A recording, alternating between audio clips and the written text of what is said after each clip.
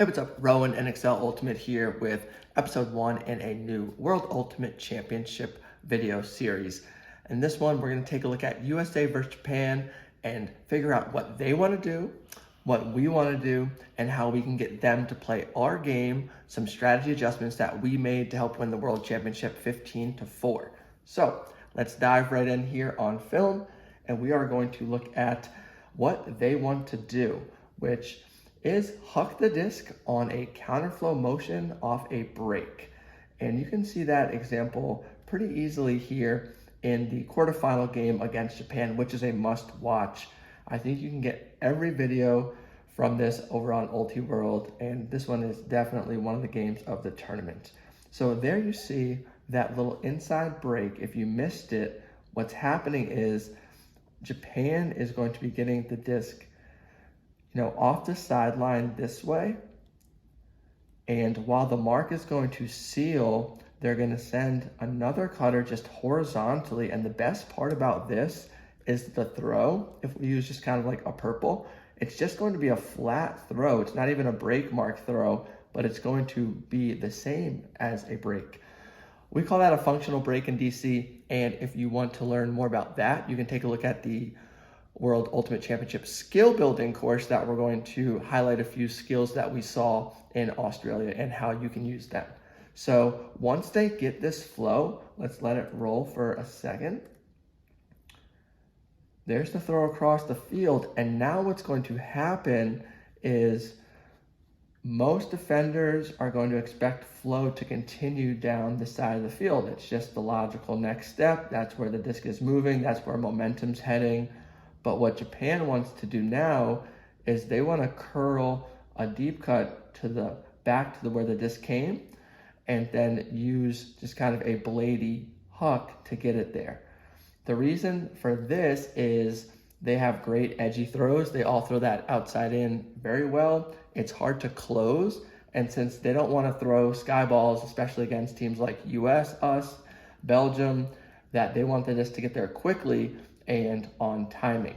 So we can kind of run this through here, and you can see that as they come this way, we get a cut to the opposite cone. It's a little bladey shot, and I think a foul was called on here, but I think Don may have got that pretty cleaner. It was a drop. So, and it was even better because we played them in power pools and got to see it firsthand.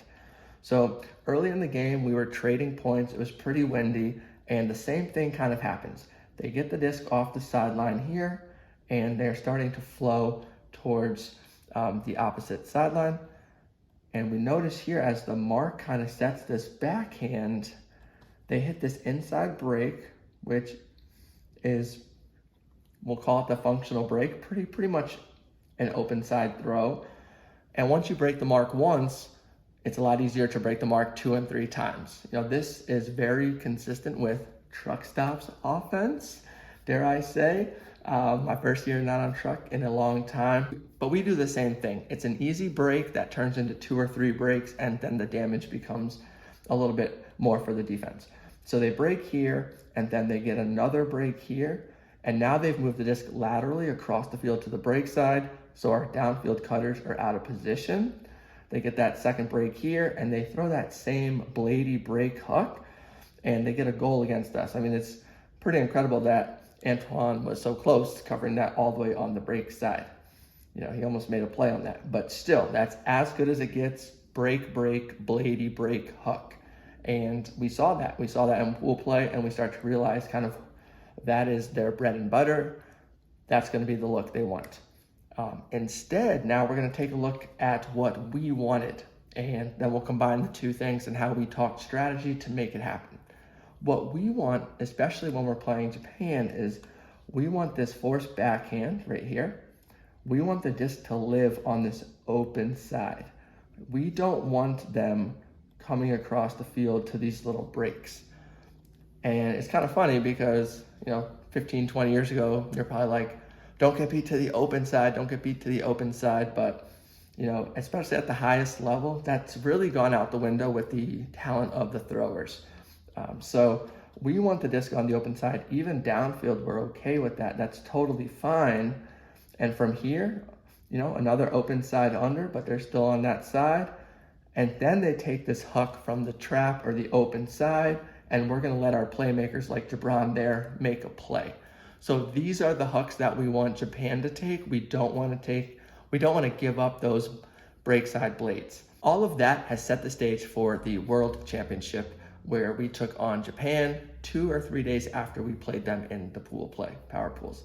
So our coaches drafted up a great strategy, which was to really cut down on that inside break to start and make them stay on that open side and throw the hucks to our playmakers. Talk about the push defense orientation. Like, the reality is that their stack is like pretty shifting and in motion. Coaches BVH, Cody Mills, and Dylan Tennell, and probably some captain input made that happen, but it just goes to show how important the right strategy is. So we can take a look at what's going on here. Early in the game, Durs showing force flick, and when the disc gets kind of swung off the sideline, we're going to know that a couple things happen.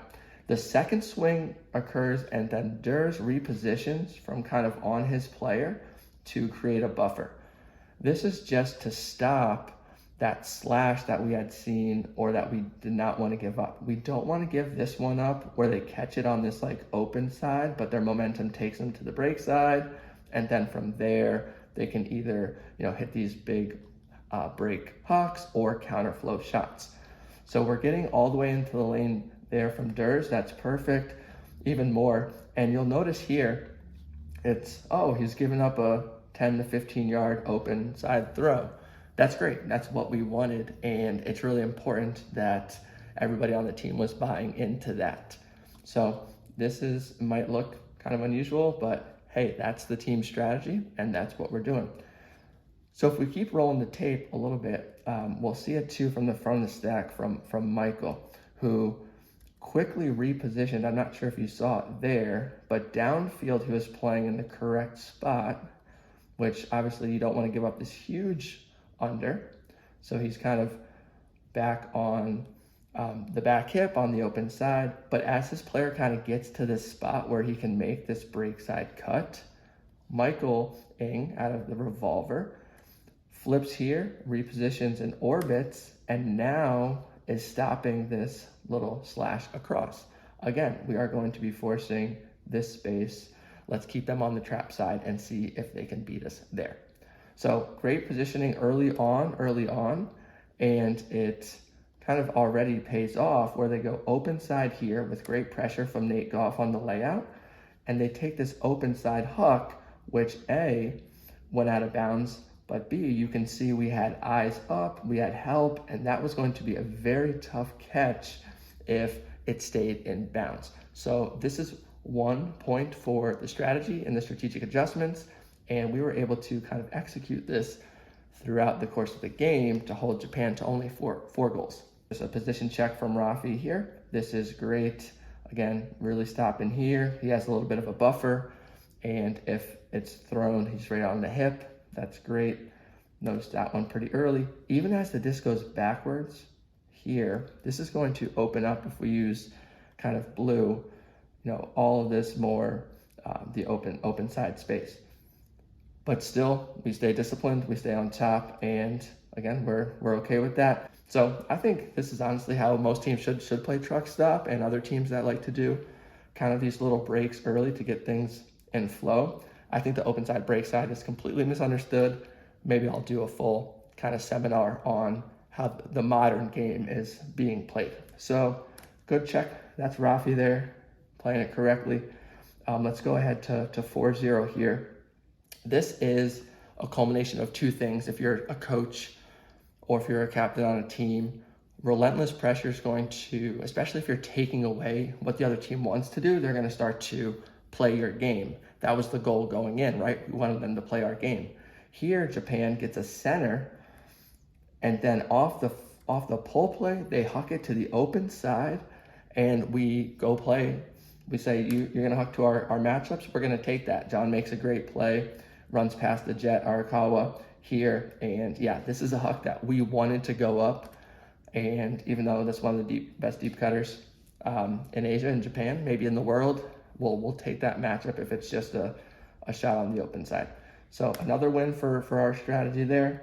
In this clip, we're just gonna take a look at Saul. Saul's extremely good defender, very technical, very intelligent, and he just kind of does something that just shows how to kind of buy into the team strategy.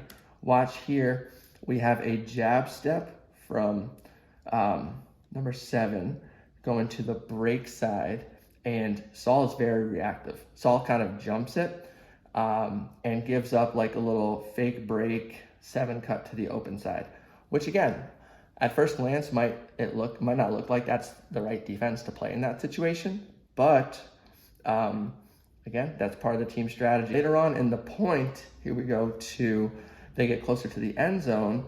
Number 7 sends a pump or a jab step to the open side. And I'm even gonna go really slow here. Saul doesn't even react.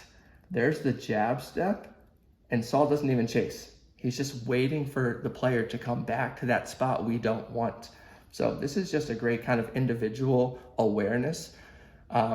If you're watching this as a coach, that's great because it's all about that strategy and implementing it. But if you're a player, you need to know, hey, which fakes do I care about, which do I not care about, and which movements do I really want to stop? So that was just like a fantastic bit of defense from Saul. Again, just lets them have that kind of open side dish, and they kind of have this cool little role there. On the other hand, what happened the Japan-Belgium game, we noticed a few times, let's find out what happens when we don't play that well in the front of the stack or downfield. So here, disc swings kind of on this side of the field, and watch this matchup right here. So in the championship game, all of our defenders were instantly going to kind of this position. Durs was way out there. Some other players were playing it a little bit closer, but right now, Belgium is kind of face guarding here. Now this is the problem because all Japan is going to do now is they're simply just going to kind of slash across there. And since the offense has the advantage of when to start the race, they created just a yard of a gap. And while that might seem like a lot of pressure, or the disc or your players going to the break side, that's simply too easy of a throw, especially at the world level, world championship, quarterfinals. And they're able to score just right off that boom break. So that was just like a positional difference that I just wanted to show the other side. And watching the game back again for this video, I think I only noticed one time where Japan kind of got their dream huck, which this kind of goes all the way across the break side here. First off, Cam Warner, if you don't know that name, probably one of the best defenders at this tournament. He was incredible. He wasn't a great poker player, but he was absolutely crazy on defense. So this swings to the break side, and right before this, I'll even rewind it, Matsuno kind of drifts a little bit to this open side. Cam doesn't bite. Cam keeps this buffer, and as Matsuno slashes across, Cam's buffer allows him to keep the pressure on and not give up that cut. So again here, that was Matsuno's move to the open side. Cam doesn't care about it. Disc swings here. There's the cut. Cam's on it. And from here, this is the only one that I saw where Japan comes down here, goes to this break side. They get it off a scuba, so maybe it's a little bit harder of a throw, tighter of a window. But from this spot, now they have the disc going to the break side. Matsuno's clearing with Cam in good position. But remember, for Cam, he knows the game plan and he's not expecting this breakthrough. And once they get it, they actually do have a kind of a good look on this one. But, luckily Cam, who had just relentless pressure on Matsuno all game, you got to watch that, was able to kind of get an early jump to Matsuno. So there's that break that they finally got, and they get their kind of famous Japan huck off, and it's still incomplete, just mostly because of the pressure. As the game wore on, we continued to keep the press going, keep that as our number one focus defensively. At this point, it's 11-4. The offense hasn't even played a single point in the second half. We're getting a little bit, tight, bored, whatever you want to call it. and the defensive masterclass, and more than that, the strategic masterclass. Like these adjustments were amazing. They completely shut down a really talented team. So yeah, the pressure's just rising. And here, this is really cool because we saw this this play happen where they get the disc kind of flowing this way. And against the other teams, against us in pool play, they were able to kind of hit that counter flow back to this cone. But since everything was kind of shut down, everybody's playing really good downfield, they're just able to throw this open side. And again, that's the throw we wanted all game. Throw to our great defenders on the open side, one-on-one matchups, one-on-two matchups, and we are going to try to win it there. And fortunately, the defense did, and we were able to win the world championship. I hope if you're a coach, you were able to see the importance of implementing the correct strategy and how simple it can be. We didn't have 10 different things. We had one simple goal, and every player really bought in, and it worked. If you're curious on what or how to implement strategy, you can contact our team coaching, our new program where we work with teams of all levels to help build practice, seasons, tournaments, and strategic stuff for y'all. So contact us on Instagram. We have free consultations for that program. So again, if you're a player or coach that needs some help with, some of these X's and O's, contact us and we're happy to chat with you. Again, 5 more videos coming on game breakdowns at the World Championships, as well as some skills that we've learned and that we were able to take from that tournament. Check us out. Check us out if you're not on excelultimate.com. And yeah, message us anytime on Instagram. We'll get right back to you with any questions that you might have.